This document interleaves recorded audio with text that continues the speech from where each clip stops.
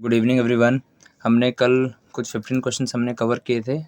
आज हम 10 questions cover करेंगे जो यूपी टीजीटी कॉमर्स के 2016 में जो क्वेश्चंस आए थे उसमें हमने कल 75 तक क्वेश्चंस देखे थे। आज हम 76 to 85 क्वेश्चंस जो भी है वो थोड़ा उसके में ब्रीफ में देखेंगे एंड देखेंगे जल्दी से जल्दी ये वीडियो कंप्लीट हो, ताकि हम लोग जो एवरीडे जो हम 10 क्वेश्चन डालते हैं वो कंप्लीट होने के बाद पूरा कंपाइल करके जो पूरे 125 क्वेश्चन है वो सब एक ही वीडियोज़ में हम लेके आएंगे। फिर हम पीजीटीज़ के लिए भी करेंगे। जो पीजीटी के 2016 के एग्ज़ाम के पेपर थे वो भी हम सेम करेंगे वैसा। देन जो 2021 में एग्ज़ाम्स हुए थे वो यूपी टीजीटी एंड पीजीटी के, उसके भी सेम क्वेश्चन पेपर्स हम लोग लेके आएंगे ऐसे विद डिटेल एक्सप्लेनेशन। एंड जब हम सारे पेपर्स दिखा के हो जाएंगे, हमारा डिस्कस करके हो जाएंगे, तब हम लोग एक एक इंडिविजुअल टॉपिक के अकॉर्डिंग हम लोग हर एक टॉपिक का प्रॉपर एक्सप्लेनेशन भी देखेंगे, ताकि और भी हमें क्लैरिटी आ जाए। पर्टिकुलर कंसेप्ट जो भी एज पर द सिलेबस है हमारा टीजीटी पीजीटी का, उसके हर एक कंसेप्ट को हम कवर करेंगे डिटेल में, ताकि हमें कोई भी क्वेश्चंस अगर किसी भी टॉपिक से आए तो हम लोग ईजिली आंसर देने लायक हो। तो चलो चलते हैं अपना आज का पहला क्वेश्चन शुरुआत करते हैं। तो आज का जो फर्स्ट क्वेश्चन है वो है after issue forfeited shares balance of share forfeited accounts transfer to, यानी कि जो भी इशू शेयर जो चैप्टर्स है उसमें जब हम शेयर होल्डर्स जो अपना अमाउंट पे नहीं कर पाते, फॉर एग्जांपल किसी ने कॉल्स का अमाउंट पे नहीं किया या अलॉटमेंट का अमाउंट पे नहीं किया, तो उसके हम शेयर्स को फोरफिट करते हैं। तो शेयर फोरफिट करने के बाद उनके शेयर को कैंसिल करने के बाद, forfeiture means cancellation of defaulting share holder shares, जो टाइम पे नहीं करते उसके शेयर्स को हम कैंसिल करते हैं, उसके लिए हम फोरफिचर अकाउंट बनाते हैं। तो जो भी अकाउंट में हमें अमाउंट मिलता है वो कंसिडर करते हैं एज अ प्रॉफिट। तो उस प्रॉफिट को हम किधर ट्रांसफ़र करते हैं? उस प्रॉफिट को हम लोग कैपिटल रिजर्व अकाउंट में ट्रांसफ़र करते हैं। उसको जनरल रिजर्व में ट्रांसफ़र नहीं कर सकते, प्रॉफिट लॉस में भी नहीं कर सकते, सिक्योरिटी प्रीमियम अकाउंट में भी हम लोग नहीं कर सकते। किधर ट्रांसफ़र करेंगे हम लोग? Capital reserve account. ये लास्ट एंट्री होती है इश्यू ऑफ शेयर चैप्टर की में जो हम क्वेश्चंस देखते हैं उसमें। सो फोरफिचर के बाद हम री इशू की एंट्री डालते हैं, री इशू के बाद हम लोग transfer to the capital reserve की एंट्री डालते हैं। So correct answer is capital reserve account.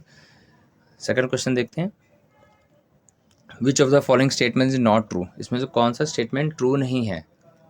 So first one है the object of trial balance to test the accuracy of the books. Correct. हम एक्यूरेसी देखते हैं, मतलब कि जो भी अगर ट्रायल बैलेंस टैली हो रहा है मतलब कि एक्यूरेसी करेक्ट है, right, there is no mistake या chances of mistake is less, वो उसके लिए हम लोग ट्रायल बैलेंस देखते हैं। तो first one is correct. Second है trial balance provides basis for preparation of final account.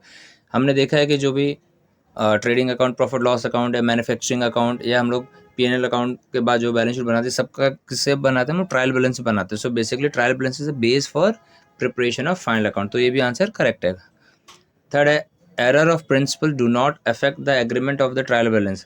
क्या बोल कर रखा कि एरर ऑफ प्रिंसिपल अगर रहेगा तो ट्रायल बैलेंस को इफेक्ट नहीं करेगा, समझे? इफेक्ट करता है, ठीक है, सॉरी डू नॉट अफेक्ट, तो ये स्टेटमेंट करेक्ट है। जो डी वाला है compensating error are also known as equalising error, तो एक्चुअली जो ऑल्टरनेट नेम या कंपनसेटिंग का जो दूसरा नाम है उसको बोलते हैं हम लोग रैंडम एरर बेसिकली, या एक्सीडेंटल एरर बोलते हैं, ठीक है। तो इक्वलाइजिंग एरर इधर दिया तो आंसर इज रॉन्ग, राइट। तो क्वेश्चन पूछा है कि which is not true, so D one is not true. Compensating error are also known as equalising error, तो ये आंसर है D. Next one, mister X is a marketing manager of TCS, he is, अभी कौन से level पे काम करता होगा वो हमको देखना है। जब हम डिटेल में टॉपिक को प्रॉपर सिलेबस को स्टडी करेंगे तब उसमें इनके मैं एक चार्ट बना के दूंगा जो लेवल्स ऑफ मैनेजमेंट के ऊपर है, जिसमें top level, middle level and lower level है, सुपरवाइजरी लेवल के ऊपर मैं बना के दूंगा, ठीक है। तो उसमें आपको समझ में आएगा कि कौन से लेवल में किस डेजिग्नेशन के लोग काम करते हैं। तो ये क्वेश्चन में मिडिल लेवल आंसर है। तो मैं बताना चाहता हूँ कि जो भी डिपार्टमेंटल हेड्स होते हैं, ओके, वो सब के सब मिडिल लेवल मैनेजर के अंडर आते हैं या मिडिल लेवल मैनेजमेंट के अंडर आते हैं। So answer is middle level management. Next question है stationery mart will debit the purchase stationery to. अभी लिखा है कि जो स्टेशनरी मार्ट है उसका रेगुलर बिजनेस है कि स्टेशनरी को बाय करना और सेल करना, तो किस में रिकॉर्ड करेगा? अगर बाय कर रहा है कैश में तो लिखते हैं purchase account debit to cash account credit, right. यानी परचेज कर रहा है तो स्टेशनरीज आ रही हैं और वो मनी पे कर रहा है तो कैश जा रहा है तो क्रेडिट में रिकॉर्ड करेंगे। तो स्टेशनरी मार्ट कभी भी अगर डेबिट करे परचेस स्टेशनरी टू तो परचेस अकाउंट में ही करेगी, बिकॉज कभी परचेस करेगी तो हमेशा डेबिट में रिकॉर्ड करेगी। तो लिखा है stationery mart will debit the purchase stationery to purchase account, general expense में या स्टेशनरी अकाउंट में नहीं परचेस करेंगे। ठीक है, स्टेशनरी अकाउंट में हम कब परचेस करते हैं, जब हम स्टेशनरी में डील नहीं करते। बट यहाँ क्वेश्चन ने बोल कर रहा है कि मैसेज स्टेशनरी मार्ट वो स्टेशनरी की ही डील करने वाली कंपनी है, राइट। तो कभी वो अगर परचेस करेगी तो उसके लिए गुड्स हो जाएगा, और गुड्स के लिए हम लोग क्या करते हैं, whenever you purchasing goods for the business we always write purchases account. Okay, तो आंसर है परचेज अकाउंट। नेक्स्ट क्वेश्चन देखते हैं। The main objective of book keeping is to find out profit loss. इसके लिए नहीं होता है, इससे हम तो सिंगल एंट्री बुक कीपिंग भी बना सकते हैं, राइट। तो करेक्ट आंसर जो है keep correct and complete record of business transaction. अब करेक्ट मतलब क्या था, इसमें हमको विंडो ड्रेसिंग करना नहीं चाहिए, झूठ इन्फॉर्मेशन नहीं दिखानी चाहिए, राइट। एंड कंप्लीट रिकॉर्ड में जो भी माइन्यूट डिटेल्स है वो सारी चीज़ हमको रिकॉर्ड करनी चाहिए, क्रोनोलॉजिकल ऑर्डर में हमको रिकॉर्ड करना चाहिए। तो correct answer is B. Okay, keep correct and complete record of business transaction. Next question देखते हैं। Revenue from sale of product ordinary reported as a part of earning in the period in which the sale is made. Revenue recognise principle है, हम लोग उस chapter के ऊपर भी एक डिटेल वीडियो बनाएंगे जिसमें हम पूरे जितने भी डिफरेंट टाइप्स के प्रिंसिपल है, जो कवर प्रिंसिपल्स कंसेप्ट हैं, वो सारे हम डिस्कस करेंगे, ताकि आपको समझ में आएगा कि कौन से ईयर में जो ट्रांजेक्शन्स होता है उस ईयर में रिकॉर्ड करना चाहिए कि नहीं करना चाहिए, अगर करना है तो उसके लिए क्या प्रिंसिपल्स यूज़ है वो सब। सो बेसिकली जिस ईयर जो जो क्वेश्चन है, revenue from sales of product ordinary reported as a part of earning in the period in which the sale is made. जिस साल, जिस ईयर या मंथ सेल जो हमने किया है उस साल और या उस मंथ हमको उस सेल को रिकॉर्ड करना ही है। ओके, नेक्स्ट क्वेश्चन देखते हैं। विच one of the following is a feature of monopolistic competition. I think हमने प्रीवियस भी वीडियोज़ में हमने देखा था कि फॉर्म्स ऑफ मार्केट से क्वेश्चन से अगेन मोनोपोलिस्टिक कॉम्पिटिशन के ऊपर था। तो फ्रेंड्स मैं बता रहा हूँ, इसमें आपको परफेक्ट कॉम्पिटिशन, मोनोपोली, मोनोपोलिस्टिक या डिओपोली या डिओप्सोनी या मोनोप्सोनी, इन सब के ऊपर भी क्वेश्चंस आ सकते हैं।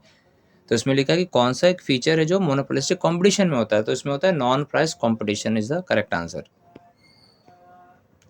8th क्वेश्चन है, break even analysis is also known as cost volume profit analysis. Basically break even analysis हम क्यों करते हैं, टू फाइंड आउट ऐसा ऐसा पॉइंट जहाँ पे हमको no profit and no loss situation होता है, right.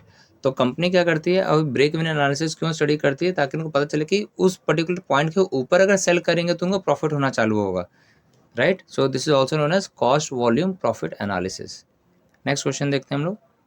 Which one of the following error affects the trial balance. कौन सा एरर है जो ट्रायल बैलेंस को अफेक्ट करेगा। फ्रेंड्स एक सीधी सी बात बताता हूँ, सिंपल अगर इस टाइप का क्वेश्चन आता है, कभी भी अगर डेबिट एंड क्रेडिट में अगर अमाउंट रॉन्ग रिकॉर्ड हो रहा है या डिफरेंट अमाउंट रिकॉर्ड हो रहा है तो 100% वो ट्रायल बैलेंस को अफेक्ट करने वाला है। अगर डेबिट में हमने 1200 कर दिया रिकॉर्ड किया, और उसका अपोजिट अगर हमने 2100 हम लोगों ने क्रेडिट साइड में रिकॉर्ड कर दिया, तो जो डिफरेंस है वो दिखेगा, राइट। तो मिस्टेक्स हो जाएंगे। तो आंसर यहाँ पे क्या ए है। A bill receiver received from P for rupees 1200 was found entered in the bills payable day book as rupees 2100। ठीक है, तो असेट्स की जगह लाइबिलिटी कर दिया, या लाइबिलिटी की जगह असेट्स रिकॉर्ड कर दिया हमने, या डेबिट में सही रिकॉर्ड किया, क्रेडिट में गलत रिकॉर्ड कर दिया। ये सारे एरर होते हैं जो हमारे ट्रायल बैलेंस को अफेक्ट करते हैं। अब लास्ट क्वेश्चन देखते हैं आज का। जो प्रीवियस क्वेश्चन था, क्वेश्चन नंबर 9, वो basically rectification of error chapter के ऊपर है। हमारे 4 major main principles of error होते हैं, वो हम देखेंगे। जो टाइप्स ऑफ एरर है, कंपनसेटिंग, ओमिशन, प्रिंसिपल, ऐसे करके 4 हैं। हम लोग उसको डिटेल में स्टडी करेंगे जब हम लोग एक एक सिंगल टॉपिक को लिखेंगे। अभी लास्ट क्वेश्चन आज का है, if credit side of a bank account is greater than debit side it indicates bank balance.